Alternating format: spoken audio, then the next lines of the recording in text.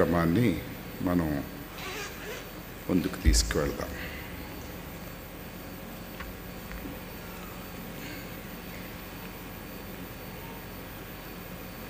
పరమగీతాల గ్రంథం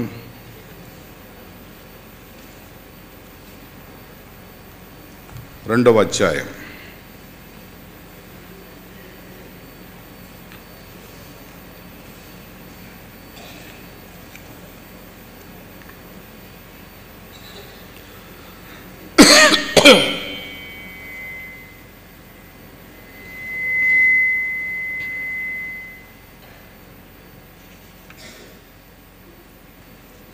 పరమగీతాల గ్రంథం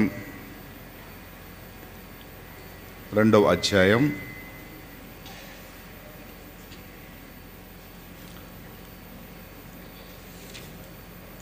4వ అధ్యాయం 14వ వచనం. కొమ్మయు నిమ్మగడ్డియు లవంగ పట్టియు వివిధమైన పరిమళ తైల వృక్షములు గోపరసమును అగర వృక్షములు నానావిధ శ్రేష్ఠ పరిమళ ద్రవ్యములు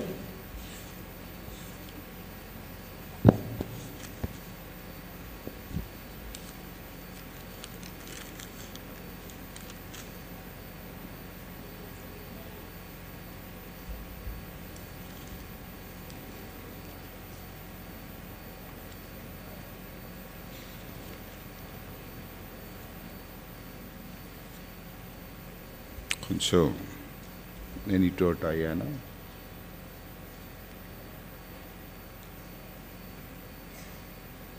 ఓకే,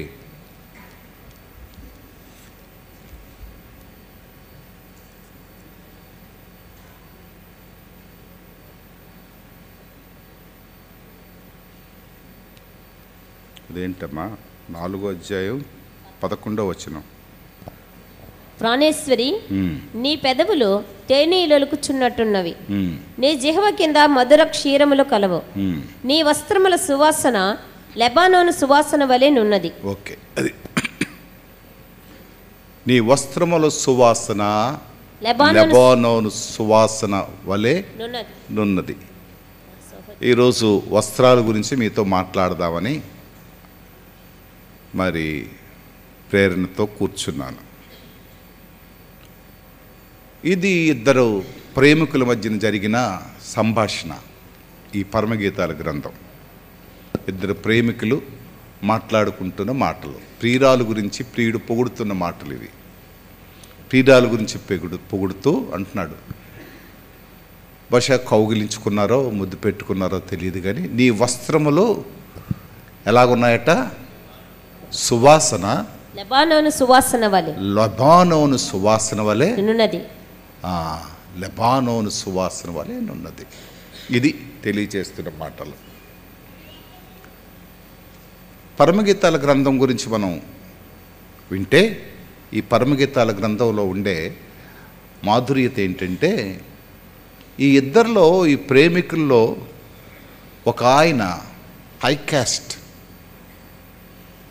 ప్రేమికుడు హై క్యాస్ట్, ప్రేమికురాలు లో క్యాస్ట్.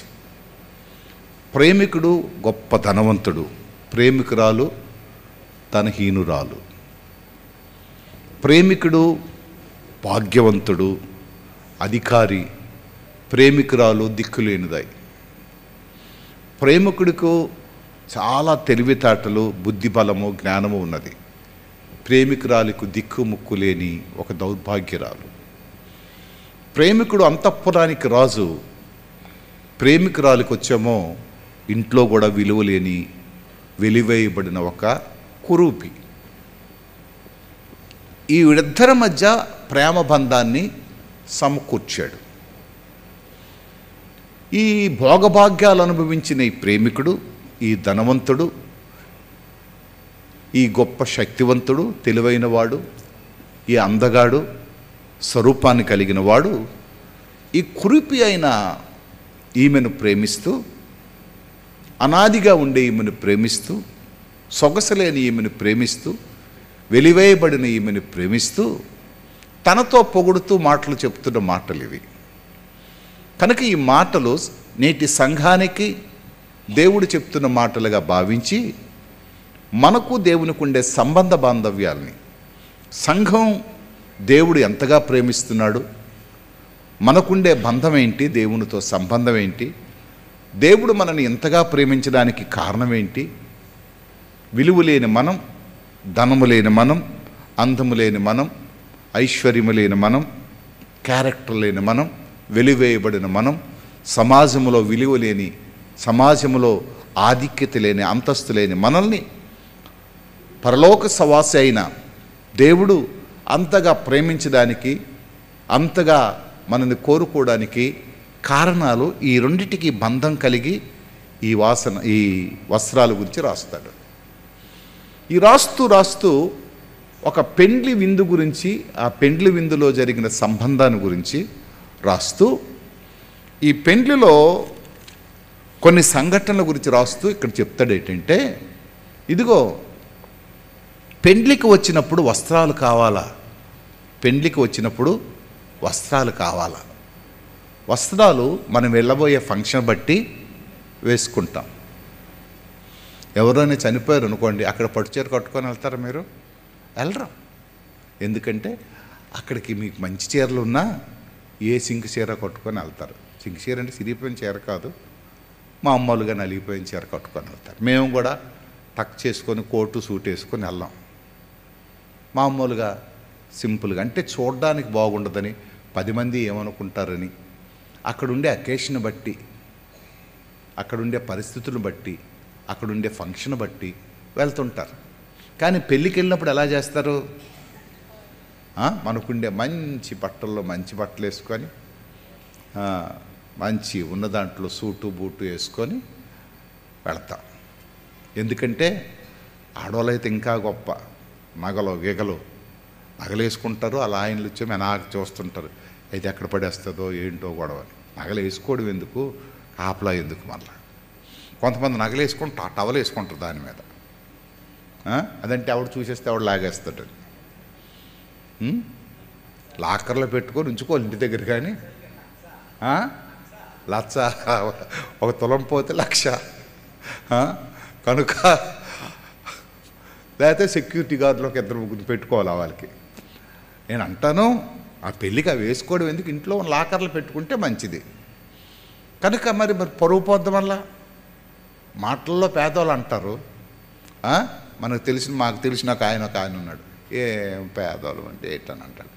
పెళ్ళికి మాత్రం అలా ఆవిడికి ఒక అట్లీస్ట్ ఒక 40-30 తులాలు బంగారు వేసి పంపిస్తాడు. వేసి ఎనాకి వెళ్తుంటాడు. మళ్ళీ కష్టం, మళ్ళీ గొబుక్కు నీట్ అయిపోతుందో ఏటని.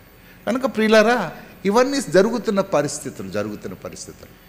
మీకు మాకు తేడా ఏంటంటే, మేము లంగా వేసుకొని ఎక్కడికి వెళ్ళాం, కానీ మీరు ప్యాంట్ వేసుకొని మాత్రం ఊరంతా తిరిగేస్తారు. అదే పెద్ద గొడవ. ఏంటి, మీరు ఎవరైనా లంగా వేసుకోగలరా? వేసుకోలేరు. మేము జాకెట్ వేసుకొని అక్కడికి వెళ్ళాం, మీరు షర్ట్ వేసుకొని మాత్రం ఊరంతా తిరిగేస్తారు. మీకు ఇచ్చిన అదృష్టం దేవుడు, మాకు అది లేదు. ఒకవేళ మేము వేసుకున్నా సరే మాకు సమాజంలో విలువ ఉండదు. మీరు మా బట్టలన్నీ వేసుకుంటారు, కానీ మేము మీ బట్టల్లో ఒక్కటి కూడా వేసుకోలేం. ఈ మధ్యన ఒక్కటి కొంతమంది చెత్తగాలు ఏంటంటే చెవులకి ముక్కులకి కుట్టించుకుంటున్నారు మగోళ్ళు. ఎందుకు ఎలాగా బట్టలు వేసుకోలేం కదా అనేసి ఆ వస్తువులనే పెట్టుకుంటున్నారు. కనుక ఇక్కడ ఈ వస్త్రాల గురించి రాస్తూ అక్కడ కొన్ని మాటలు రాశాడు.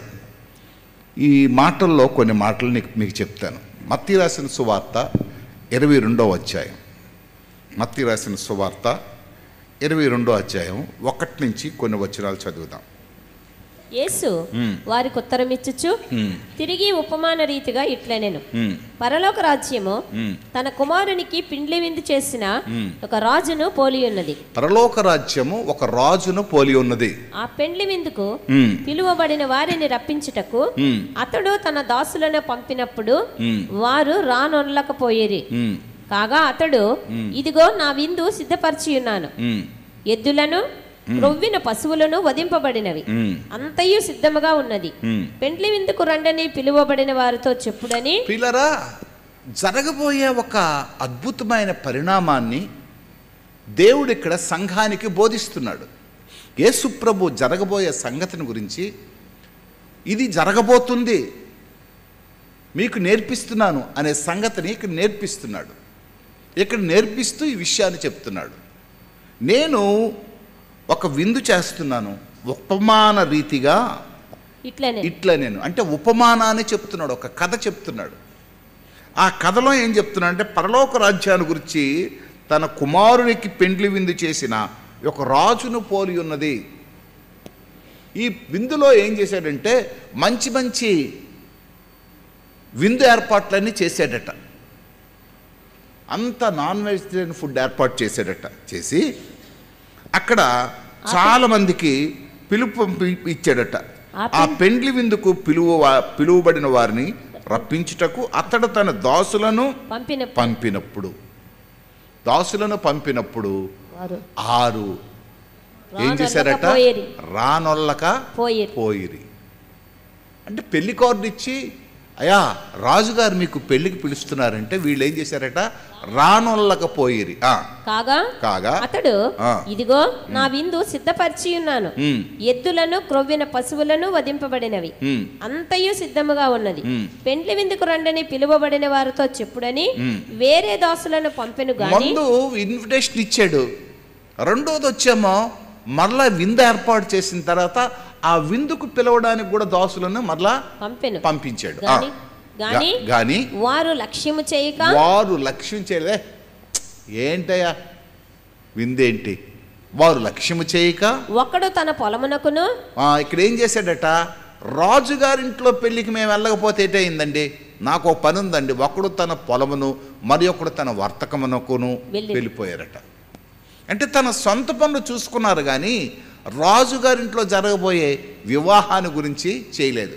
వారు లక్ష్యము చేయక ఒకడు తన పొలమునకును మరి ఒకడు తన వర్తకమునకును వెళ్ళిరి. తక్కిన వారు అతని దాసులను పట్టుకొని అవమానపరిచి మూడో బ్యాచ్ ఏంటంటే రౌడీ బ్యాచ్ ఉంటది కదా, వీళ్ళు ఏం చేశారట? ఆ ఇన్విటేషన్ ఇచ్చిన నిన్న వచ్చి పెళ్లి కార్డు ఇచ్చావు కదా, మళ్ళీ వాళ్ళు వచ్చేవేట అని అవమానపరచ చంపిరి. దాసులను పట్టుకొని అవమానపరచ చంపిరి. కాబట్టి రాజు కోపపడి తన దండ్లను పంపి ఆ నరహంతకులను సంహరించి వారి పట్టణము తగులబెట్టించెను. ప్రియులారా, రాజుకు కోపం వచ్చింది. ఇన్విటేషన్ పంపిస్తే రాకపోయారు, కానీ పిలిచిన వారిని ఏం చేశాడు? చంపాడు. అప్పుడు అతడు పెండ్లి విందు సిద్ధంగా ఉన్నది గాని పిలువబడిన వారు పాత్రులు కారు గనుక రాజమార్గములకు పోయి మీకు కనబడు వారిని అందరినీ పెండ్లి విందుకు పిలువడని తన దాసులతో చెప్పాను. ఇక్కడ ఏం జరిగింది? రాజు వచ్చి అనౌన్స్ చేశాడే, పెండ్లి విందు సిద్ధంగా ఉంది కానీ పిలువబడిన వారు ఏంటి కారట? యోగ్యులు కారాళ్ళు. అంటే వారు సిద్ధపడి లేరు. వారికి సిద్ధపాటు లేని వారు పెళ్లికి రావడానికి వాళ్ళకి ఇష్టం లేదు. రాజుతో సహవాసం చేయడానికి, రాజుతో కూర్చొని భోజనం చేయడానికి వారికి ఇష్టం లేదు. రాజుతో సహవాసం చేయడానికి ఇష్టం లేదు. రాజుతో ముచ్చట్లాడడానికి, రాజు విందులో పాలు పంపులు పొందడానికి వారికి ఇష్టం లేదు. కనుక రాజమార్గములకు పోయి మీకు కనబడే వారందరినీ పెండ్లి విందుకు పిలువడని తన దాసులతో చెప్పాను. ఇదంతా ఎందుకు చెప్తున్నానంటే, సంఘాన్ని దేవుడు ఏర్పాటు చేసుకున్న తర్వాత సంఘాని కొరకు దేవుడు పెండ్లి విందుని ఏర్పాటు చేశాడు. మనల్ని దేవుడు ఏర్పాటు చేసుకున్న జనాంగం. దేవుడు మన కొరకు విందుని ఏర్పాటు చేస్తున్నాడు. మన కొరకు పరలోకాన్ని ఏర్పాటు చేశాడు. మన కొరకు తన రక్తాన్ని చిందించాడు. మన కొరకు ఆయన సహవాసాన్ని ఏర్పాటు చేశాడు. మన కొరకు ఇదిగో ఇక్కడ బల్లను ఏర్పాటు చేశాడు. ఈ బల్లలో మనం పాలు పంపులు పొందడానికి ఏర్పాటు చేశాడు. ఈ బల్లను కూడా చాలామంది ఇర్రెగ్యులర్గా సిద్ధపాటు లేకుండా తీసుకుంటారు. ఈ బలలో కూడా పాలు పంపులు పొందడానికి ఇష్టపడరు కొంతమంది. ఇర్రెస్పెక్టివ్గా, అంటే లెక్క లేకుండా తీసుకోపోతే ఏటవుతుంది, తీసుకుంటే ఎటు వచ్చేస్తుంది. ఇవన్నీ అంటే దుర్భాషలు, ఆడకూడని మాటలు, దేవుడు అంటే లక్ష్యం లేని మాటలు వాడతారు. ఇక్కడ ఇవన్నీ చాలా క్లియర్గా చెప్తున్నాడు. రాజుత్సవం ముందు ఏర్పరచుకున్న జనాంగానికి ఇన్విటేషన్ పంపించాడు. రెండోది, ఈ జనాంగానికే మరలా ఏం చేశాడంటే, రండి విందు రెడీ అయిపోయింది. ఇన్విటేషన్ పంపించాను కదా మీకు. ఇన్విటేషన్ అనేది రక్షణతో సమానం, లేకపోతే బ్యాప్టిజంతో సమానం. రెండోది బలలో సహవాసంతో సమానం. రండి, బల్ల రెడీ అయిపోయింది, సిద్ధపాటు అయిపోయింది. ఈ సిద్ధపాటులో మీరు నేను కలిసి కమ్యూనికేషన్ చేయాలి, మీరు నేను కలిసి ఈ ఈ ఈ బలను అనుభవించాల. నన్ను జ్ఞాపకం చేసుకుంటాకే దీన్ని మీరు చేయండి అని ఆయన రెండవ రాకడ గురించి చెప్తూ, రెండవ రాకడ గురించి అనుభవాన్ని చెప్తూ ఇక్కడ దీన్ని ఏర్పాటు చేశాడు ఇక్కడ. కానీ వీళ్ళు ఏం చేశారంటే, నేను తీసుకున్నాయా, నాకు పని ఉంది ఈరోజు, నాకు ఇవాళ పని ఉంది. ఒకడు పొలం అమ్మడానికి వెళ్ళాడు, ఒకడు వచ్చి వ్యాపారం చేయడానికి వెళ్ళాడు, ఒకడు వచ్చి ఇంకో పనికి వెళ్ళిపోయాడు. కొంతమంది అయితే తిరిగి కొట్టేశారు. చాలామంది దేవుని గుడికి రావడానికి ఇష్టపడరు. చాలామంది దేవుని గుడి అంటే అలక్ష్యం చేస్తారు. అప్పుడు దేవునికి కోపం వచ్చి అంటున్నాడు, వాళ్ళ గురించి ఆపేయ్యా, నేనంటే ఇష్టం లేని వాళ్ళ వరకు ఎందుకు మీరు వెళ్తారు? నేనంటే వాళ్ళకి అంత కష్టం, నేను ఇచ్చే ఆశీర్వాదాలు కావాలా, నేను ఇచ్చే దీవెనలు కావాలి వారికి. అవసరమైతే నాకు ప్రార్థన చేసుకుంటున్నారు, అవసరమైతే నేను ఇచ్చినవన్నీ అనుభవిస్తున్నారు, అవసరమైతే నేను నేను నేను ఇచ్చినవన్నీ కూడా పొందుకుంటున్నారు. కానీ నాతో సహవాసం చేయరా, నన్ను జ్ఞాపకం చేసుకోరా, నాతో పాలు పంపులు పొందరా అని కోపం వచ్చి ఒక దండును పంపించి, వాళ్ళని వదిలేయండి. ఎవడైతే రోడ్డు మీద కనబడ్డాడో, ఇంకా బాప్తిసం పొందలేదు, మారు మనసు పొందలేదు, రక్షణ పొందలేదు అనుకున్న వారు ఎవరైనా ఉన్నారనుకోండి, వాళ్ళకనే చెప్పండి, ఇదిగో రాజు మీ గురించి వెయిట్ చేస్తున్నాడు, రాజు మీ గురించి వెయిట్ చేస్తాడు, రండి రండి రండి అని పిలవమన్నాడు. చదవమ్మా. ఆ దాసులు రాజమార్గములకు పోయి చెడ్డవారినేమి మంచివారినేమి తమకు కనబడిన వారందరినీ పోగు చేసిరి గనుక విందుకు వచ్చిన వారితో ఆ పెండ్లిశాల నిండెను. చూసారా, ఇప్పుడు ఏం చేశారంటే, యాక్చువల్గా తను ప్రేమించిన వారు రాలేదు ఇక్కడికి, తను ఎరిగిన వారు రాలేదు, తను కోరుకున్న వారు రాలేదు, తనను ఏర్పాటు చేసుకున్న వారు రాలేదు. కానీ తన పేరు విన్నవారు, తను పిలిచిన వారు బొలోమని వచ్చారు. మొత్తం విందుశాల అంతా ఏమైపోయింది? నిండిపోయింది. దేనికి పిలిచారు? వాళ్ళకి పెండ్లి విందుకు పిలిచారు. కానీ ఇక్కడ ఒక పొరపాటు జరిగింది. ఈ పెండ్లి విందులో ఒక చూడకూడని దృశ్యం ఒకటి ఉంది.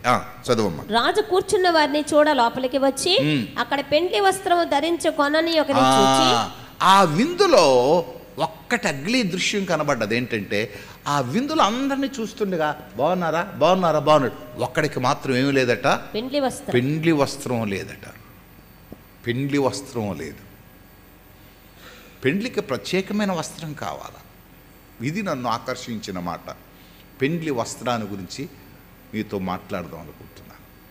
పెండ్లి వస్త్రం లేకుండా వారు పెండ్లిలోకి వచ్చాడు. అప్పుడు రాజు కోపం వచ్చి, స్నేహితుడా పెండ్లి వస్త్రం లేక ఇక్కడికి ఎలా పెండ్లి వస్త్రం లేకుండా నువ్వు ఎలాగొచ్చేసావు ఇక్కడికి? పెండ్లి వస్త్రం లేకుండా ఎలాగొచ్చేసావు?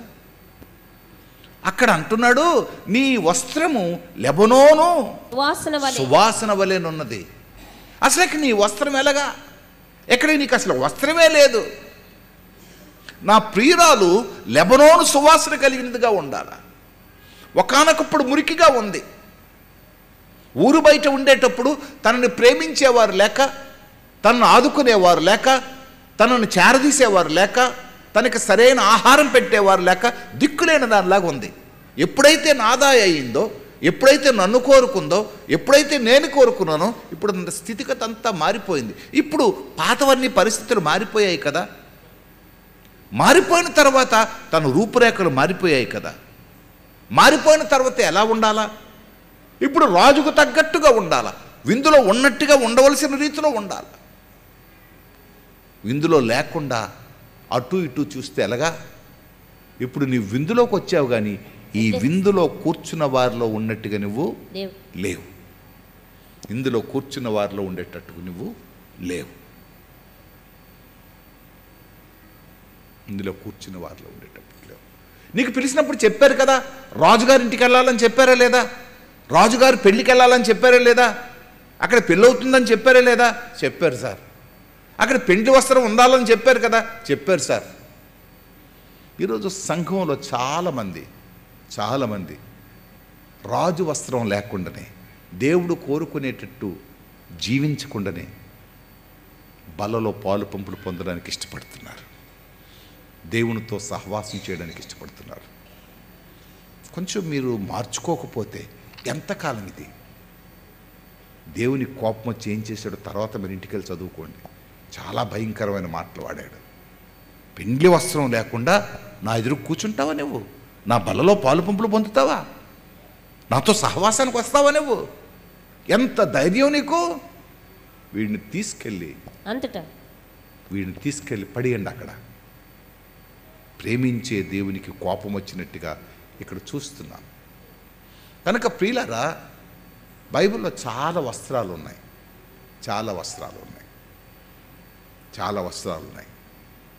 ఏ వస్త్రం ఎప్పుడు వేసుకోవాలో నేను చాలామందికి చెప్తుంటాను. మరి ఈరోజు ప్రభు బల తీసుకున్న రోజు తెల్ల వస్త్రాలు వేసుకుంటే బాగుంటుందని. అదేం కండిషన్ ఏం కాదు, కొంచెం బాగుంటుంది, చూడడానికి బాగుంటుంది. అందరూ ఒకేలాంటి వస్త్రాలు వేసుకొని తీసుకుంటే బాగుంటుంది. అంటే తెల్ల వస్త్రాలు వేసుకున్నంత మాత్రాన పరిశుద్ధం అయిపోతామా, తెల్ల వస్త్రాలు వేసుకున్నంత నీతిమంతులం అయిపోతామా అనేది కాదు, అనేది నా ఉద్దేశం కాదు. కానీ అదొక సూచనలాగా ఉంటుంది అని, మన దగ్గర ఏవో ఉంటాయి కదా, ఆ రోజుకొకటి దోసుకోవాలి. నిజానికి నాకు తెల్ల వస్త్రాలంటే ఇష్టం ఉండవు, మీకు తెలుసా?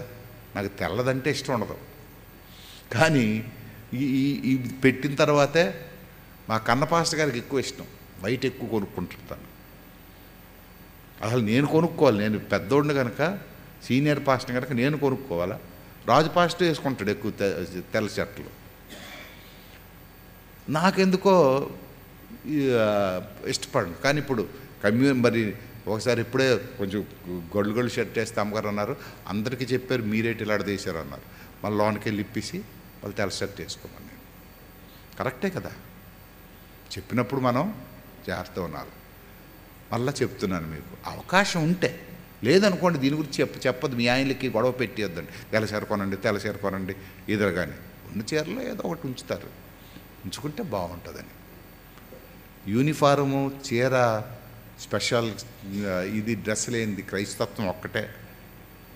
అది సాయిబాబాలకు ఉంది, అయ్యప్పలకు ఉంది, మెహర్బాబాలకు ఉంది. ఎర్ర డ్రెస్సులు, తెల్ల డ్రెస్సులు, పసుపు డ్రెస్సులు, అందరికీ డ్రెస్సులు ఉన్నాయి. కానీ డ్రెస్సులు లేని వాళ్ళు ఎవరంటే క్రైస్తవులే. ఎవడికి నచ్చిన డ్రెస్ ఆడు వేసుకొని వచ్చేస్తాం గుడికి. చివరికి కాంగ్రెస్ వాళ్ళకి, వైఎస్ఆర్ వాళ్ళకి, తెలుగుదేశం వాళ్ళకి, ఇంకెవరో లేని పార్టీలో అన్ని పార్టీలకు ఉన్నాయి. మనకి పార్టీ లేదు, డ్రెస్సు లేదు. యేసుక్రీస్తుకి ఒక పార్టీ పెట్టించుండే బాగుంది.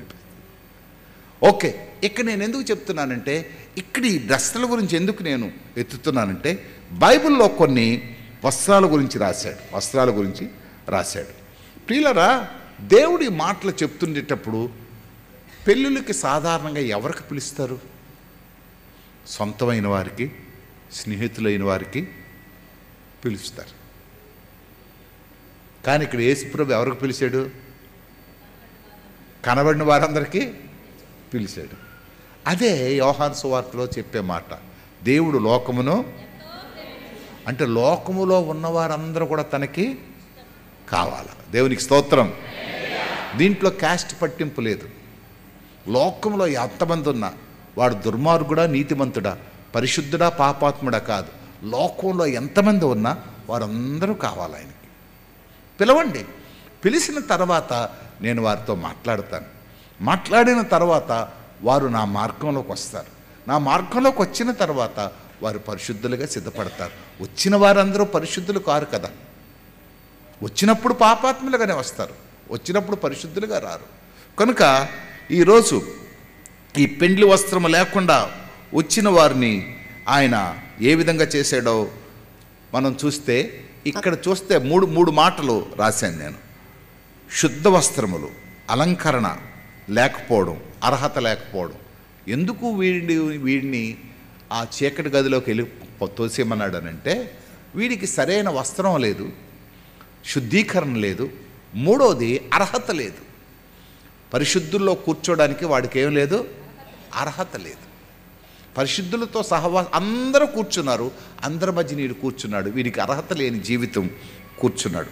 సరే, ఇంతకుముందు ఈ వస్త్రాలు ఎలాగున్నాయి, ఈ షోలుమతి వస్త్రాలు ఎలాగున్నాయనంటే, ఊరు బయట ఉండే మనిషి ఎలాగుంటుంది, ఆఫీసులో ఉన్న ఆవిడ ఎలాగుంటుంది, ఇంట్లో ఉన్నవాడు ఎలాగుంటుంది, తోటలో ఉన్నవాడు ఎలాగుంటుంది? జస్ట్ ఆలోచించండి.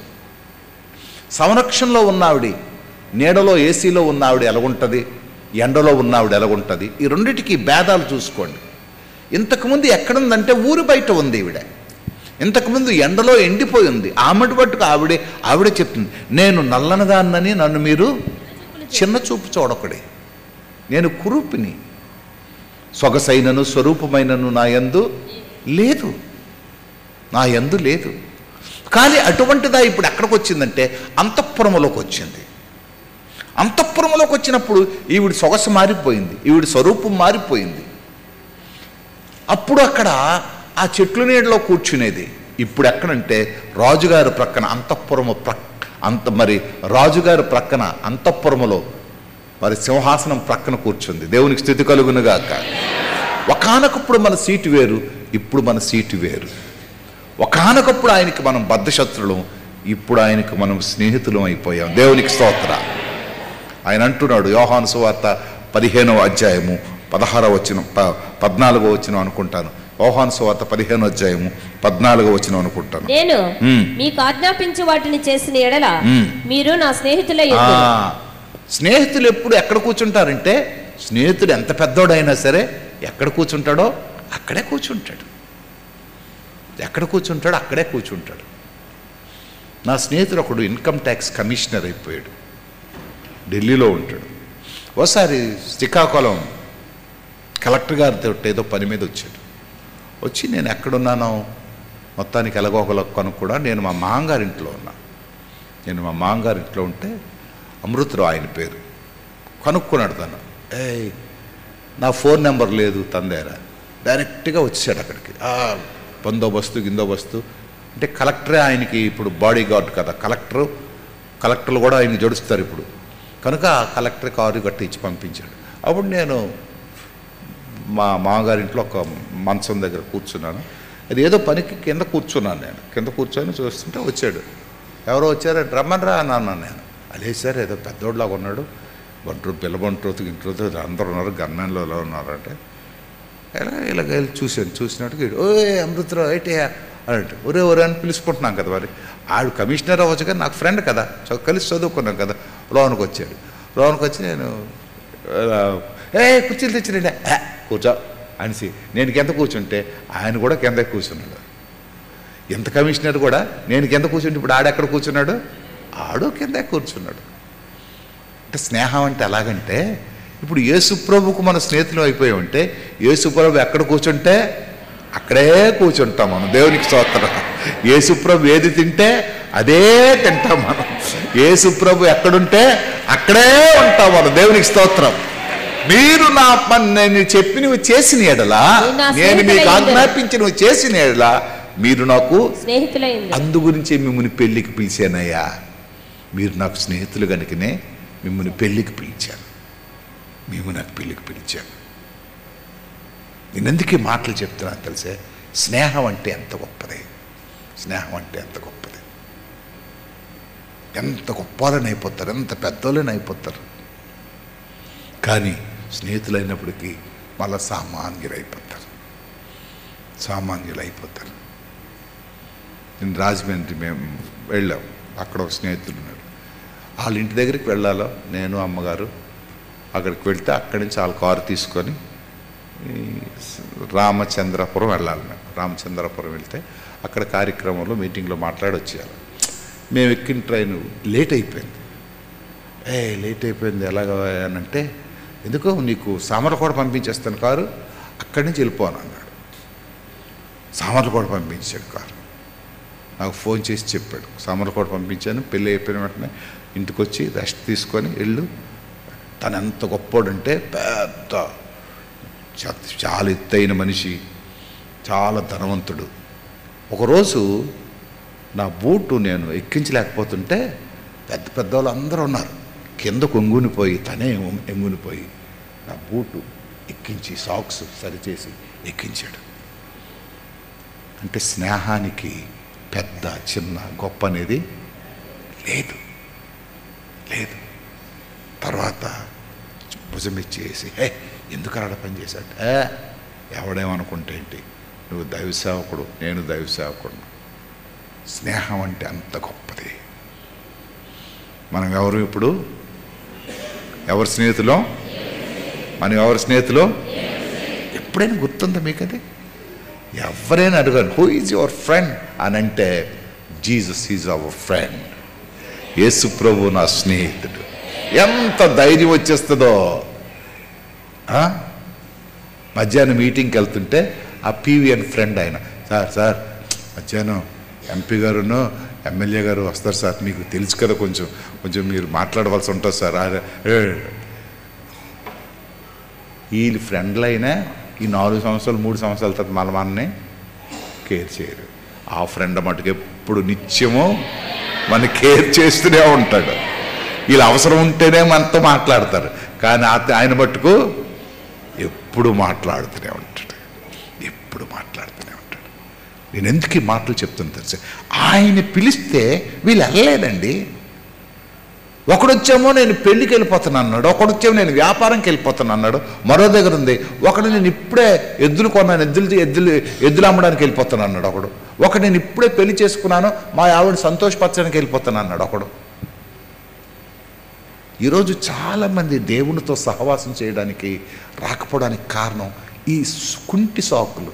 సార్ గుడికి రావాలనుకున్నాను కానీ చిన్న ప్రాబ్లం వచ్చింది సార్, చిన్న ప్రాబ్లం వచ్చింది. నో నీ స్నేహితునితో నువ్వు మాట్లాడకపోతే ఎలాగా? నీ స్నేహితునితో నువ్వు పరిచయం చేసుకోకపోతే ఎలాగా? నీ స్నేహితునితో నువ్వు కడకపోతే ఎలాగా? కనుక ప్రియులారా, ఇక్కడ ఈరోజు నేను త్వరగా కొన్ని మాటలు చెప్తాను. సాధారణంగా పెళ్లి కూతురు చేసినప్పుడు ఈ కీర్తన చదివిస్తారు. 45వ కీర్తన 10 నుంచి 14. ఆలకించుము, ఆలోచించి చెవియగ్గుము, నీ స్వజనమును నీ తండ్రి ఇంటిని మరువము. ఇక్కడ స్నేహితుని దగ్గరికి వెళ్ళవలసి వచ్చినప్పుడు, అంటే ప్రియుని దగ్గరికి వెళ్ళవలసి వచ్చినప్పుడు, ప్రియునితో మనం సంబంధం పెట్టుకోవాల్సి వచ్చినప్పుడు పెళ్లిలో చెప్తారు ఇవి. సాధారణంగా ఎవరైతే పెళ్లికి ముందు పెళ్లి కూతురుని చేస్తారు, పాస్టర్ గారిని పిలిస్తే అప్పుడు వాక్యం చెప్తారు. కుమారి ఆలకించుము, ఆలోచించి చెవియగ్గుము. అంటే 2 మాటలు చెప్పాడు. ఆలకించితే సరిపోదు, ఆలోచించి చెవియగ్గుము. అంటే నేను చెప్తుంది కొంచెం ఆలోచించు. అన్నిటికీ గంగిరెద్దులా బొర్రోపియొద్దు. నేను చెప్తుంది ఎంతవరకు సహజమో, ఎంతవరకు కరెక్టో ఆలోచించి చెవియొగ్గుము. నీ స్వజనమును నీ తండ్రి ఇంటిని మరువము. పెళ్ళైన తర్వాత నువ్వు చేయవలసిన మొట్టమొదటి పని ఏంటంటే, ఏం చేయాలట? నీ స్వజనమును నీ తండ్రి ఇంటిని మరువము. అబ్బా, ఫస్ట్లోనే బ్రేక్ వేసాడు. ఇది అకార్డింగ్ టు దేవుని యొక్క వివాహ సంబంధంగా చెప్తున్నాడు. అంటే ఈ పెళ్ళికి ఆ పెళ్ళికి సంబంధాన్ని చెప్తున్నాడు. ఆధ్యాత్మికమైన వివాహానికి, శరీర సంబంధమైన వివాహానికి. సాధారణంగా పెళ్ళైపోయిన తర్వాత అందు గురించి అంటారు ఆడపిల్ల అంటే అక్కడ అమ్మాయి అని అర్థం అన్నమాట. ఎంత మనం పెంచినా, ఎంత ఉంచినా అక్కడ అమ్మాయి, ఆడపిల్ల. ఏదో ఒక రోజు అక్కడికి పంపించేస్తాం, ఎంత ముద్దుకు చూసినా. ఆడపిల్ల కనుక ఆడపిల్లలు ఎలా తయారవ్వాలంటే, ఎప్పటికైనా నేను మా అమ్మని మా నాన్నని విడిచి మా ఆయన దగ్గరికి వెళ్ళిపోవాలా. మా ఆయన దగ్గరికి వెళ్ళిపోవాలంటే టీ చేయడం నేర్చుకోవాలా, గిన్నెలు తోమడం నేర్చుకోవాలా, తప్పేలు కడగడం నేర్చుకోవాలా, బోవు పెట్టడం నేర్చుకోవాలా. అంతే కదా? లేదా మీ ఆయనకైనా నేర్పించాలా? మీ ఆయనకైనా నేర్పించాలి. ఈ రెండిట్లో ఏదో ఒకటి చేయాలి. ఆడ మంచోడైతే చేస్తాడు, ఆడు చెడ్డోడైతే రివర్స్ అయిపోద్ది. అప్పుడు కోర్టుకి వెళ్ళిపోవాల్సి వస్తుంది ఇద్దరు. నేను ఎందుకు చెప్తున్నానంటే, బైబుల్ ఎంత విచిత్రంగా చెప్తుంది. ఆలకించి ఆలోచించి చెవియొగ్గు. నీ స్వజనమును నీ తండ్రి ఇంటిని మరువుము. విడిచిపెట్టి మనం చెప్పలేదు, మరువుము అంటే కొంచెం జ్ఞాపకం తక్కువ చేసుకో. అమ్మా అని అనద్దు. అప్పుడప్పుడు అమ్మకు దూరం ఉండడం కూడా నేర్చుకో. అయితే ఇప్పుడు పిల్లలందరూ అమ్మకు దూరం అయిపోతున్నారులే. ఇంటర్మీడియట్ అయితే సరే ఇంకెక్కడికో కాలేజీలు జాయిన్ చేస్తారు, ఇంకెక్కడో 10th క్లాస్ తోటే పెట్టేస్తున్నారు. ఇప్పుడు 10th క్లాస్ నుంచే పంపించేస్తారా. ఈ రాజు నీ ప్రభు. దేవునికి స్తోత్రం. ఈ రాజు నీ ప్రభు. ఈ మాట కొంచెం ఆడవాళ్ళకి కష్టంగా ఉంటుంది. ప్రవీణ్ కుమార్ మాటకని నా రాజు హీజ్ ఎ కింగ్, ప్రతి మాటకి అనేవాడు, ప్రతి మాటకి అదే చెప్పాడు, హీజ్ మై కింగ్. భర్తని రాజులా చూడాలమ్మా, రాజుగా ఇలా చూడకూడదు. భర్తలు కూడా రాజులాగే బతకాలి కానీ రాజుగాలిలాగా బతకూడదు. శారా వచ్చామంటది, ఎవరాయనా అని అంటే నా యజమానుడు అంటే అర్థం ఏంటి? నా మీద సర్వ హక్కులు కలిగినవాడు. కొంతమంది భర్తకి పేర్లు పెట్టి పిలుస్తారు, ఇది లేటెస్ట్ అయిపోయింది, మరి ఏంటి చెప్పలేము దానికి. మరి ఇక రవి రావా, అది ఎవరికి పిలుస్తున్నారో తెలియదు. ఇప్పుడు 4 వెళ్ళిపోతుంటారు అనుకోండి, వాళ్ళ భర్త ఎవడో దాంట్లోనా తెలియదు. రవి రావాయ్, ఇంకే ఎక్కువ అయితే నువ్వేట్రా నువ్వు కాదు. నేను అది కూడా చూశాను, నేను భర్తకి ఒరే అని కూడా వేస్తాడండి, గొప్ప చికాకి నీతోట్రా అని అంట. ఓరే బాబు ఇదేంటిది, ఏంటో సమాజం ఎలాగ మారిపోతుందో. సమాజం ఎలా అమ్మ, మీరు మాత్రం పెళ్ళి అవున వాళ్ళందరూ చెప్తున్నాను, ఇప్పుడు నుంచే నేర్చుకోండి, అలా పేర్లు పెట్టి పిలొద్దాము, పేర్లు పెట్టి పిలొద్దు. ఏమండి అనంటే పోనీ ఏమండి ఇష్టం లేకపోతే కనీసం మీరు ఇంట్లోనే ఏదైనా పిలుచుకోండి, కానీ బయటకు వచ్చినప్పుడైనా మర్యాద ఇవ్వండి. ఆడే చెప్పుకోలేడు ఎవడితోటి, మగోడు ఎవడు చెప్పుకోగలడు. ఈ మగోళ్ళు కూడా సిగ్గుండదు. ఇదిగా అని అంటాడు, ఇదిగో మీ ఆవిడకో పేరు గట్టు ఉంటుంది కదా, ఇదిగా అది పిచ్చి ఎదవల్లాగా భార్యకి ఆవిడ ఇదిగా నీకే అంటే ఏంటి అంటే అర్థం పర్థం లేని భార్య భర్తల బంధం. నువ్వు నీ భార్యని గౌరవించాలా, నీ భార్య నిన్ను గౌరవించాలి, ఇది నేర్చుకోవాలి. మాటకి అలాగంటుంటే అది ఏదో ఒకరోజు చూసి ఎవరా అని అనిస్తుంది నీకు, అప్పుడు తెలిసిపోద్ది, అప్పుడు నీకు సంగతి అనేస్తారు, ఏదో ఒకరోజు అనేస్తారు వాళ్ళు. కనుక ఇది ఇక్కడ చూస్తే ఈ రోజు నీ ప్రభు, అతడు నీ సౌందర్యమును కోరినవాడు, అది నీ సౌందర్యమును కోరినవాడు, అతనికి నమస్కరించుము. ఈ పరమగీతాల గ్రంథంలో ఉండే సబ్జెక్ట్ని కీర్తనాకారుడు ఇక్కడ దీన్ని వాడుకున్నాడు, లేదా కీర్తనాకారుడికి ఉండే సంబంధాన్ని అక్కడ పరమగీతాల్లో వాడుకున్నాడు. ఆయన అంటున్నాడు ఏంటంటే అంటున్నాడు, నీవు వేసుకున్న నీ వస్త్రముల సువాసన లెబానోను సువాసన కలిగి ఉన్నది.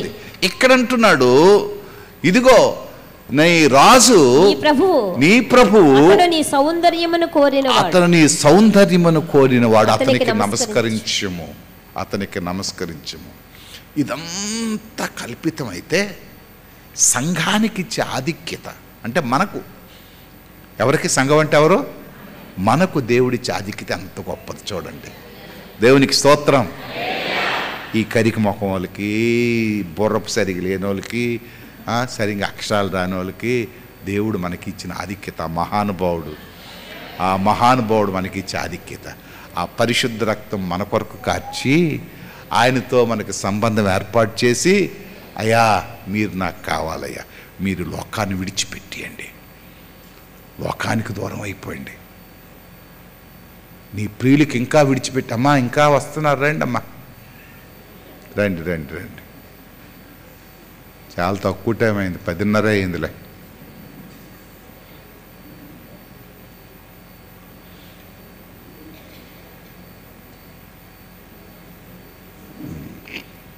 ఆవిడ చాలా దూరం నుంచి వస్తుంది పాపం.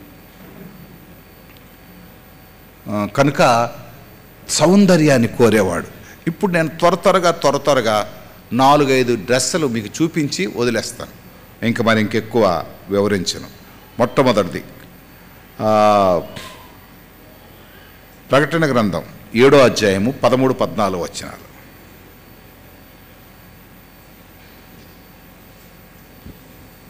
పెద్దలలో ఒకడు తెల్లని వస్త్రములు ధరించుకొని ఉన్న వీరెవరు, ఎక్కడి నుండి వచ్చిరని నన్ను అడిగాను.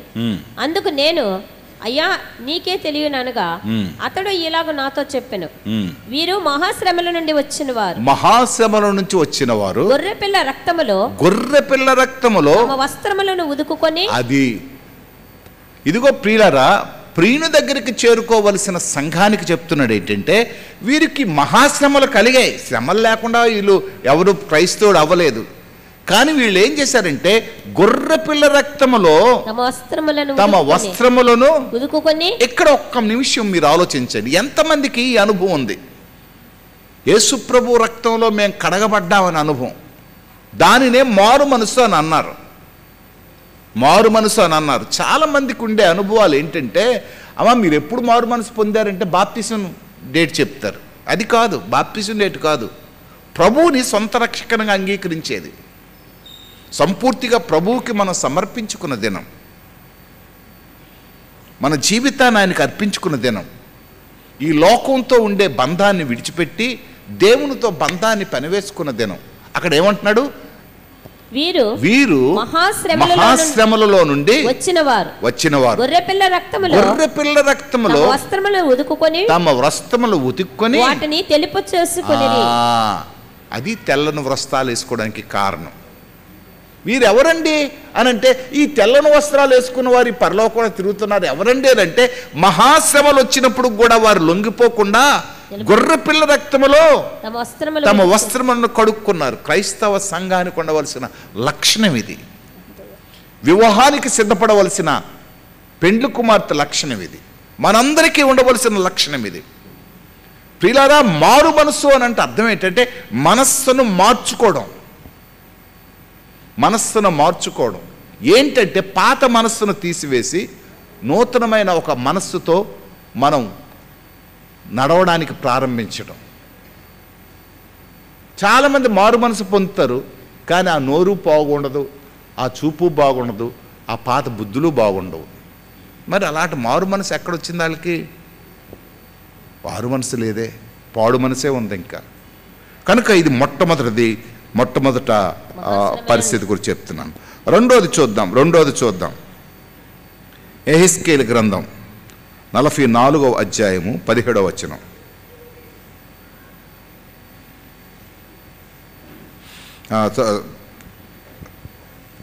మొదటి తిమోతి, అది మానేయమ్మ త్వరగా చదివి మామూలు. వారు లోపటి ఆవరణపు గుమ్మములలోనికి వచ్చినప్పుడు జనపనార బట్టలు ధరించుకొనవలెను.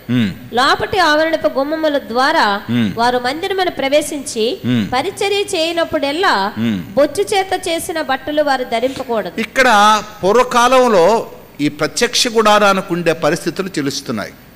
పూర్వకాలం అందరూ ఇలా గుడిలోకి వచ్చేసేవారు కాదు. గుడిలో 3 భాగాలు ఉండి, మొట్టమొదటిది ఆవరణలో మీరు అందరూ ఉండేవారు అన్నమాట. అందరూ దేవుడి దగ్గర రావడానికి వీలు లేదు. ఆవరణలో మీరు అందరూ ఉంటే, దాని తర్వాత పరిశుద్ధ స్థలం, ఆ పరిశుద్ధ స్థలంలోకి పాస్టర్ గారు వెళ్ళేవారు. ఏంటయ్యా వచ్చారు, ఏంటి గజనే వచ్చావు, నీ సంగతి ఏంటంటే, అయ్యా పాపం చేశాను సార్, నేను క్షమాపణ అడగడానికి వచ్చాను దేవుని దగ్గరికి. అంటే ఏంటి పాపం చేశావు? పలాంది చేశావు. అప్పుడు యాజకుడు చెప్తాడు, అక్కడ ఉంటుంది ఒక ఎద్దో గొర్రెో ఏదో ఉంటుంది తీసుకురాని. అప్పుడు తీసుకెళ్ళి ఆ ప్రక్క నుంచి ఆ గొర్రె మీద ఈయన చేయి పెట్టి ఆ గొర్రెను నరికేస్తే ఈయన పాపం ఆ గొర్రె మీదకి వెళ్ళిపోతాయి. అందుగురించి గొర్రెపోతులు, ఎద్దులు బలుస్తారు. ఇవన్నీ ఈ తెలియక పాపం వాళ్ళు క్రైస్తత్వాన్ని దూషిస్తారు. అప్పుడు ఆ రక్తాన్ని నేను తీసుకెళ్ళి అతి పరిశుద్ధ స్థలంలోకి వెళ్ళాలి. సేవకుడు ఒక్కడే వెళ్ళాలి. ఒకవేళ నేను పరిశుద్ధుని కాను అనుకోండి, నేను పరిశుద్ధత లేకుండా అతి పరిశుద్ధ స్థలంలోకి వెళ్ళండి, చచ్చిపోతాను నేను. యాజకుడు పరిశుద్ధుడు కాకపోతే చచ్చిపోతాడు అక్కడే. చచ్చిపోయినప్పుడు 1 గంట మోగుతుంది. అంటే మీరు కొన్ని గుడుల్లో అంగి వేసుకొని తాడు కడతారు కదా, ఆ తాడు కడతారు, ఆ గంట మోగిన వెంటనే ఆ తాడు పట్టుకొని లాగేస్తారు. అది పూర్వకాలం. అక్కడ కూడా డ్రెస్ గురించి రాస్తాడు. అక్కడ మందిరంలో ఉండవలసిన డ్రెస్. ప్రియులారా, మీకు ఒక మాట చెప్తాను, దేవుని మందిరంకి వచ్చినప్పుడు డ్రెస్ కోడ్ చాలా జాగ్రత్తగా చూడాలి. డ్రెస్ కోడ్ అంటే అర్థం ఏంటంటే, ఎప్పుడు వేసుకున్న బట్టలు పెళ్ళికి వెళ్ళినట్టుగో దీనికి వెళ్ళినట్టుగా వెళ్ళకూడదు. పరిశుభ్రంగా రావాలి. కొంచెం డెకరేటివ్ డ్రెస్సులు అవి ఇవి రాకూడదు. ఆడవాళ్ళు మగవాళ్ళలాగా, మగవాళ్ళు ఆడవాళ్ళలాగా తయారై రాకూడదు. ద్వితీయోపదేశకాండం చూడండి. ద్వితీయోపదేశకాండం ఒక్కసారి చూడండి. ద్వితీయోపదేశకాండం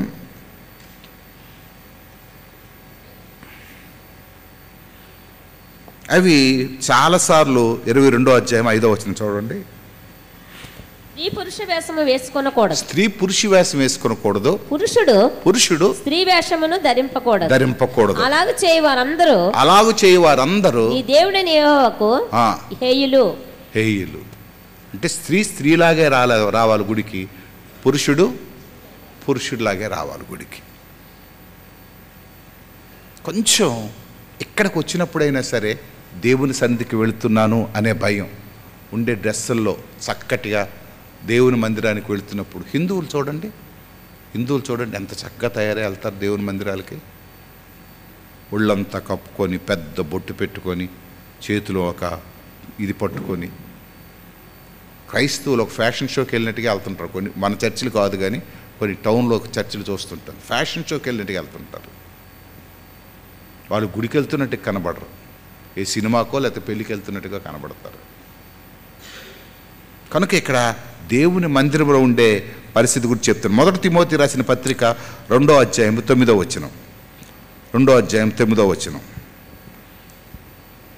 మరియు స్త్రీలను అణుకవయు స్వస్థ బుద్ధి గలవారై ఉండి తగు మాత్రపు వస్త్రముల చేత. కొంచెం జాగ్రత్త వినండి. ఎందుకు పురుషుల గురించి రాయలేదట అని నేను కూడా చాలాసేపు ఆలోచించాను. తగు మాత్రపు వస్త్రముల చేతనే గాని జడలతోనైనను బంగారముతోనైనను మిగుల విలగల వస్త్రములతోనైనను అలంకరించుకొనక దైవభక్తి గలవారమని చెప్పుకొని స్త్రీలకు తగినట్టుగా సత్క్రియల చేత తమ్మును తాము అలంకరించుకొనవలెను. అంటే వస్త్రం, నీ వేసుకునే డ్రెస్ కోడ్ కూడా నీ యొక్క భక్తిని కనపరచాల. అలాగని మా మనసులో ఎంత పాపం పెట్టుకుంటే మనసులోకి నువ్వు దూరేవా కనబడుతున్నవేనే కరెక్ట్గా కనబడినే. చాలామంది మనకి చేతకాక మరొక మాట్లాడతాం, బయటికి అలా మాట్లాడతారు కానీ లోనకి వెళ్ళాం కదా, లోనకి వెళ్ళి చూడలేం కదా. తిమోతి తెలివి తక్కువ కాదు కదా అలా రాశాడు. తిమోతి తెలివి తక్కువగా రాయలేదు కదా. మన చదవమ్మా. దైవభక్తి గలవారమని చెప్పుకొని స్త్రీలకు తగినట్టుగా అంటే బట్టలు వేసుకోవద్దని చెప్పలేదు, అలంకరించుకోవద్దని చెప్పలేదు, అలంకరణ తగు మాత్రంగా ఉండాలనేది. ఆ కిందే 1 పేతురులో 3వ అధ్యాయం 1-4. అటువలే స్త్రీలారా మీరు మీ స్వపురుషులకు లోబడి ఉండుడి.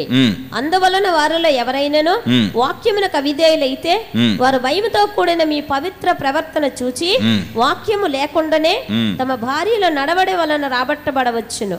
జడలు అల్లుకొంటయు, బంగారు నగలు పెట్టుకొంటయు, వస్త్రములు ధరించుకొంటయును, వెలుపటి అలంకారము మీకు అలంకారముగా ఉండక సాధువైనట్టు మృదువైనట్టునైనా గుణమును అక్షయాలంకారము గల మీ హృదయపు అంతరంగ స్వభావము. ఎంతో మంది మ్యాచింగ్ లేక గుడి మానేసిన వాళ్ళు ఉన్నారు.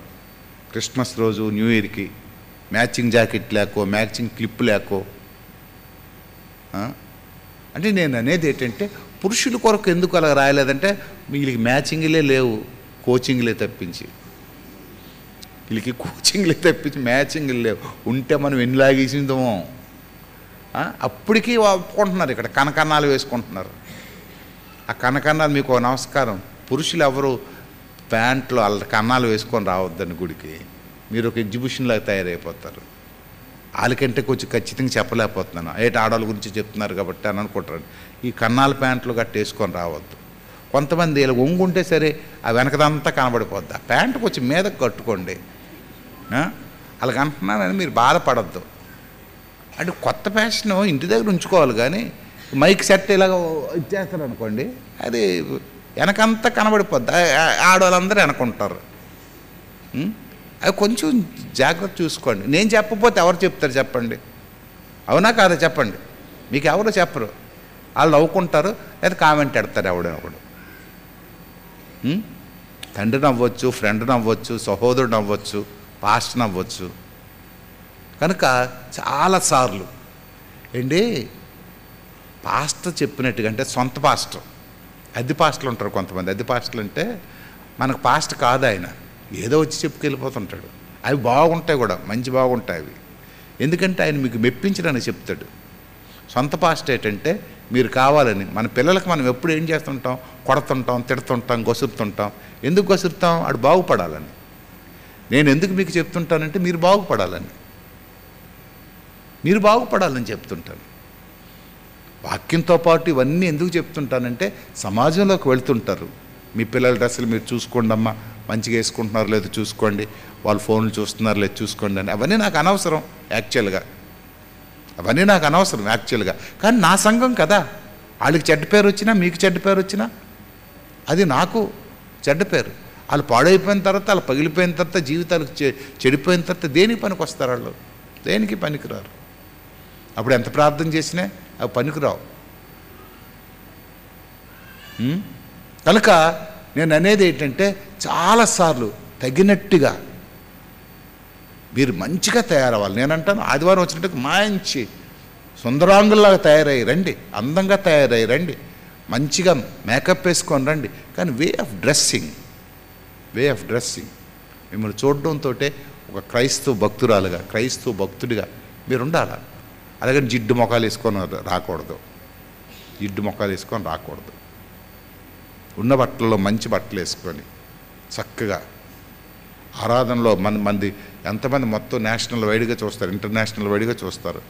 అమెరికాకి వెళ్తుంటుంది మనం ఈ మీ ఇవి మన ఆరాధన, ఇది ఆరాధన కొంతమంది ఇలా కొన్ని చూస్తుంటారు, అవి వెళ్తుంటాయి. ఈ దొంగోడరని అనుకుంటారు చూసిన వాళ్ళందరూ. ఆరాధన అంటే ఆరాధనలాగా ఉండాలి, ప్రార్థన అంటే ప్రార్థనలాగా ఉండాలి. అవన్నీ నేను చూస్తుంటాను అక్కడ. ఆర్గన్ వాయిస్తూ చూస్తుంటే ఎవరెవరు కొల్లిపుతున్నారు, ఎవరెవరు చేస్తున్నారు, ఏదో ఒక రోజు పేర్లు కూడా రాసి చెప్పేస్తాను నేను. కనుక మీరు ఆలోచించండి. తర్వాత ఇంకొకటి చెప్పి నేను ముగించేస్తాను. యోహాన్ ఆదికాండం 27వ అధ్యాయం 15వ వచనం. ఇది మోసపూరితమైన వస్త్రం. ఇది ఏంటంటే మంచి వస్త్రం కాదు, మోసపూరితమైన. మరియు తన జ్యేష్ఠ కుమారుడు ఏసావునకు సొగసైన వస్త్రములు తన ఇంట. ఏంటి ఏ వస్త్రాలండి? సొగసైన వస్త్రం. ఏం పేరు పెట్టిందికి? సొగసైన వస్త్రములు. తండ్రిని మోసం చేయడానికి ఎలాంటి వస్త్రాలు తీసుకున్నాడు? సొగసైన వస్త్రాలు. ఎప్పుడు వస్త్రాలు కూడా నాకు తెలవరి మా ఈశ్వరు వచ్చాడు, అయ్యగారు ఏటిదంతా చిరిగిపోయిందా ఏటా షర్ట్ అంటున్నాడు. నేను చూడలేదు, ఇది ఏంటిది, ఈ టైపే ఎలాంటిది, ఇది పోగుల్లా ఎక్కిపోతాయి. ఇక్కడ చూసాను నేను ఇప్పుడు, ఇది ఈ టైప్ అలాంటిదన్నమాట. ఓహో ఇప్పుడు చూసుకున్నాను రా అని అనుకున్నాను నేను. ఇవి సొగసైన వస్త్రాలు అనమాట. మీకు కూడా సొగసైనవి అలా ఉంటుంటాయి కొన్నిసార్లు. సొగసైనవి ఎక్కువ అట్రాక్టివ్గా ఉంటాయి. పడిపోయాడు మనోడు, పడిపోయి ఆశీర్వాదాలన్నీ యాషావుకు రావాల్సినవన్నీ ఎవరికి ఇచ్చాడు? యాకోబుకి ఇచ్చాడు. అక్కడ కింద ఒకటి ఉంది చూడండి, కింద ఒకటి ఉంది. ఆదికాండం 37వ అధ్యాయం 3వ వచనం. మరియు యోసేపు ఇశ్రాయేలు వృద్ధాప్యమందు పుట్టిన కుమారుడు గనుక తన కుమారులందరికంటే ఎక్కువగా అతని ప్రేమించి అతని కొరకు విచిత్రమైన నిలువుటంగి కుట్టించెను. ఇదేటట, అది సొగసైన వస్త్రము, ఇది విచిత్రమైనది, రంగురంగులది. ఇది ఈయన కొంప ముంచేసింది. మేధవన్నీ కూడా పరిశుద్ధతకు సంబంధించినవి, పవిత్రతకు సంబంధించినవి, పరలోకానికి సంబంధించినవి. ఇక్కడేంటంటే మానవ జీవితంలో నష్టపరిచేవి. యాషావుని కృంగదీసింది ఈ సొగసైనది. ఏసేపుపై కక్ష పూనేది ఈ యొక్క ఏంటిది, విచిత్రమైనది. కానీ మరొక వస్త్రం ఉందో చూడండి, అది 1 సమూయేలు గ్రంథం 1వ అధ్యాయము 18-19 వచనాలు చూడండి.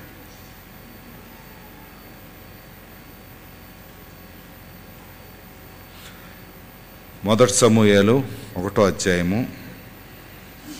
నీ సేవకురాలైన నేను నీ దృష్టికి కృపనొందుదును గాక. తరువాత ఆ స్త్రీ తన దారిని వెళ్ళిపోయి భోజనం చేయొచ్చు నాటి నుండి దుఃఖముఖిగా నుండుట మానెను. తరువాత వారు ఉదయమందు వేగిరమే లేచి యెహోవాకు మొక్కి తిరిగి రామాలోని తమ ఇంటికి వచ్చిరి. అంతటి ఎల్కానా తన భార్యకు హన్నాను కూడాను. యెహోవా ఆమెను జ్ఞాపకం చేసుకొనెను గనుక హన్నా గర్భం ధరించి దినములు నిండినప్పుడు ఒక కుమారుని కని నేను యెహోవాకు మొక్కుకొని వీనిని అడిగితుననుకొని వానికి సమూయేలు అని పేరు పెట్టాను. ఎల్కానాయును అతని ఇంటి వారందరూ అదంతా అవసరం లేదులే. 2వ అధ్యాయం 1వ అధ్యాయం 1వ అధ్యాయం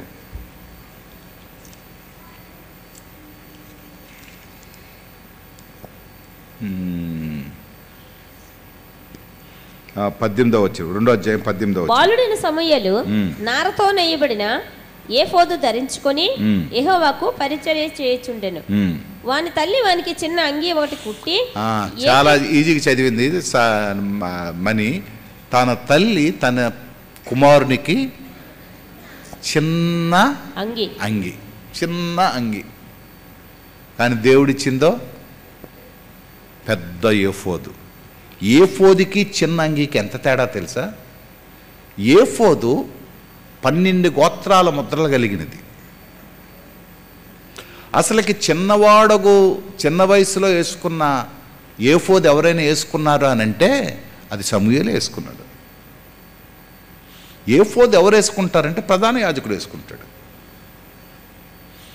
సమూయేలుని ఎంత చక్కగా పెంచిందంటే దైవ సేవకునిగా సమర్పించింది. దేవుని సేవలో తను రాణించాలని ఆ మందిరంలోకి తీసుకెళ్ళి వదిలేసింది. సంవత్సరానికి ఒకసారి వెళ్ళేది. తనకేమి ఇచ్చేదండి? చిన్న అంగి ఇచ్చేది.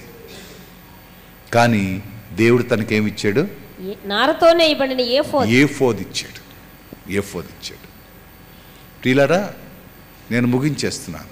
మొట్టమొదటిది పెండ్లి కుమార్తెకు ఉండవలసిన లక్షణాలు చెప్పాను. పెండ్లి కుమార్తె కడగబడి ఉండాలా, సిద్ధపరచబడిన దై ఉండాలా, పిలుపుకి లోబడి యేసుప్రభు పిలిచిన వెంటనే ఆ పెండ్లి విందులో కూర్చోడానికి నువ్వు పరిగెట్టి వెళ్ళాలా.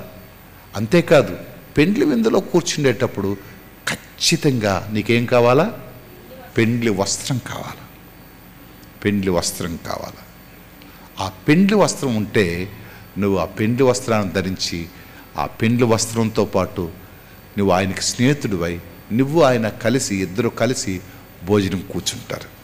ఆ భోజనం కూర్చున్నప్పుడు అప్పుడు అంటాడు ఆయన, మీరు స్నేహితులైతే తర్వాత కుమారులు అవుతారు, కుమారులు అయితే మీరు నాకు వారసులు అవుతారు. దేవునికి స్తోత్రం. చూసారా, స్నేహంతో ప్రారంభించబడిన మన బాంధవ్యం చివరికి ఎక్కడికి వెళ్ళింది? మనం ఎవరికి వారసులం? గట్టి చెప్పండి. మనం దేవునికి వారసులం అయిపోయాం. దేవునికి స్తోత్రం. హల్లెలూయా.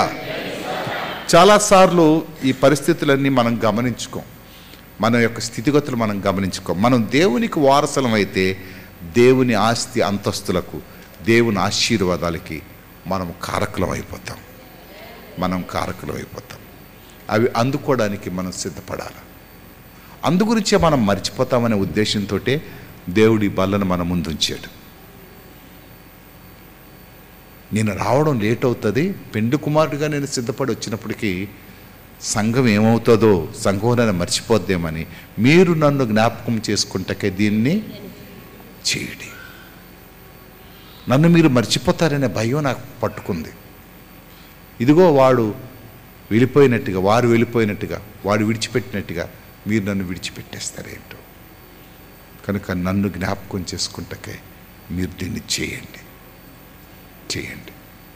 కనుక ప్రియులారా, ఈ బలలో పాలు పంపులు పొందిన మనం లోకంతో ఉండే సంబంధాలకి దూరం అయిపోయి, మరొకటి తెలుసా, బ్యాప్టిస్ట్ వారికి ఉండే పెద్ద నియమ నిబంధన, వారు ఎక్కడైనా ఉన్నారంటే ఖచ్చితంగా ఆ బల్లారాధనకి ఖచ్చితంగా వాళ్ళ చర్చికి వెళ్తారు. ఒకవేళ దూరమైనా సరే వాళ్ళ చర్చికి వెళ్ళి బలం తీసుకుంటారు. మనకు పెంతుకొస్తలకి ఉండే గొడవ ఇది. ఏ పాస్ట్ అయినా ఒకటే, ఇదైనా ఒకటే, ఏదైనా ఒకటే. పద్ధతి కాదది. మీ ఆరాధన కాకుండా మరొక ఆరాధనకి వెళ్ళకూడదు. మీ మీటింగ్ కాకుండా మరొక మీటింగ్కి వెళ్ళకూడదు. మీ ఇల్లు వదిలేసి మరొక ఇంటికి వెళ్ళగలుగుతారండి మీరు? మీ ఇంట్లో మీటింగ్ అవుతుండగా, మీ ఇంట్లో పెళ్ళి అవుతుండగా మీ పెళ్ళి వదిలేసి మరొక పెళ్ళికి వెళ్ళగలుగుతారు? మీ నాయకుడిని మర్చిపోయి మరొక నాయకుడి దగ్గరికి వెళ్ళగలుగుతారు? అది తప్పు కదా.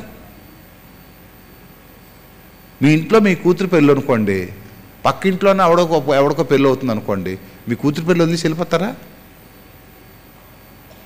మీకు చెప్తాను, మీకే సమాధానం చెప్తాను. మీ ఆయనకి పిలిచారనుకోండి ఎవరికైనా పెళ్ళికి, మీకు చెప్పరు, అప్పుడు మీరేమంటారు? మీ ఆయనతో ఏమంటారు? వెళ్తే నువ్వు వెళ్ళు, నాకు పిలకుండా నువ్వు వెళ్ళిపోతావేటి?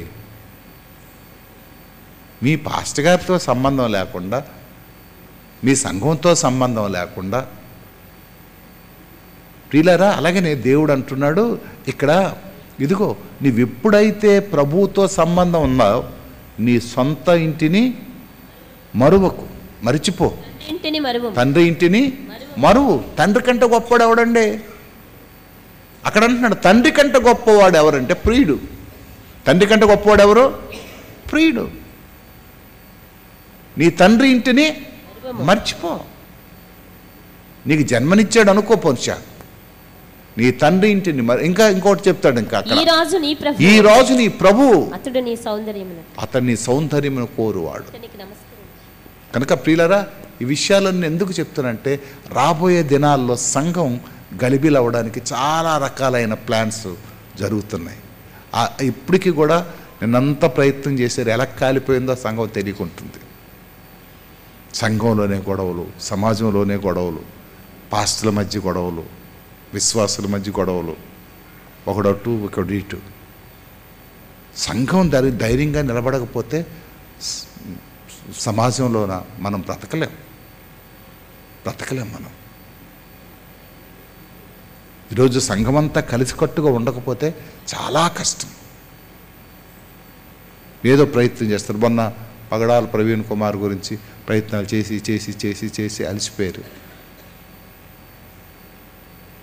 ప్రభుత్వం ఒక ప్రక్క నాశనం చేసేస్తుంది, వాళ్ళకి ఇబ్బంది పెట్టేస్తుంది. దేవుడే ఏదో కరుణ చూపించాలి, దేవుడే ఏదో కృప చూపించాలి, దేవుడే మన పట్ల జాలి చూపించాలి, క్రైస్తవులకి శ్రమ రాకుండా కాపాడాలి. చాలా భయంకరమైన పరిస్థితుల్లో ఉన్నాం, చాలా క్లిష్ట పరిస్థితుల్లో ఉంది లోకం. కానీ మన ప్రియుడు గొప్పవాడు, మనల్ని విడిచిపెట్టడు. ఏహలోకంలో ఉండే భర్తలు విడాకులు ఇచ్చేస్తారేమో కానీ మన ప్రియుడు మాత్రం మనకెప్పుడు విడాకులు ఇవ్వడు. ఎందుకంటే మన కొరకు చనిపోయాడు ఆయన, ఆల్రెడీ మన కొరకు చనిపోయాడు. మనతో ఒక నిబంధన చేసుకున్నాడు కూడా, చేసుకున్నాడు. కనుక ఈ సమయంలో అందరూ తల్ల వంచి ప్రార్థన చేసుకుందాం. ప్రభా, మాకు కావలసిన ధైర్యాన్ని, మాకు కావలసిన బలాన్ని, ఇదిగో ప్రభా, ఈ సమాజంలో మేము నీతో ఉండడానికి, ఇదిగో నీతో కొనసాగడానికి కావాల్సిన కృప దయచేయండి. నీతో కొనసాగడానికి కృప మాకు దయచేయండి.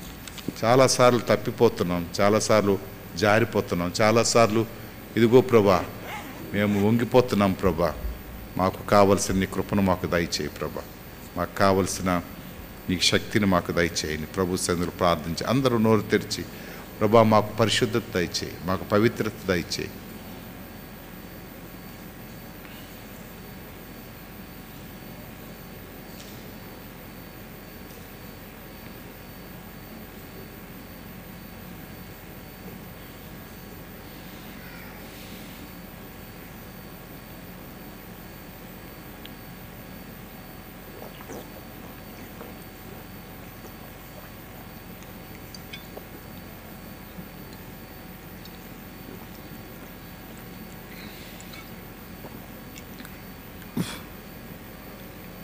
పరిశుద్ధుడు ఒక తండ్రి, నామానికి స్తోత్రాలు. మా ప్రియుడా నీకు వందనాలు. సంఘాన్ని దీవించండి, నీకు ప్రియమైన సంఘంగా మమ్మల్ని ఆదుకోండి ప్రభా. మేము తప్పిపోకుండా, జారిపోకుండా బలపరచండి, పరిశుద్ధతలోకి నడిపించండి ప్రభా. అప్పుడప్పుడు నీకు దూరం అయిపోతున్నాం మేము, అప్పుడప్పుడు నిన్ను విడిచిపెడుతున్నాం, అప్పుడప్పుడు ప్రభా నిన్ను మర్చిపోతున్నాం ప్రభా. మమ్మల్ని జ్ఞాపకం చేసుకోండి, మమ్మల్ని బలపరిచి స్థిరపరచండి. మమ్మల్ని భద్రపరచండి, నీ క్షేమంతో కప్పండి. ఇదిగో నీ సన్నిధిలో ప్రభా మాకు కావలసిన ధైర్యాన్ని దయచేయండి. పరిస్థితులు మాకు అననుకూలంగా ఉన్నాయి ప్రభా. ఇదిగో ప్రభా ఆంధ్రప్రదేశ్లో ఉండే, దేశంలో ఉండే పరిస్థితులన్నిటి కొరకు ప్రార్థన చేస్తున్నాం.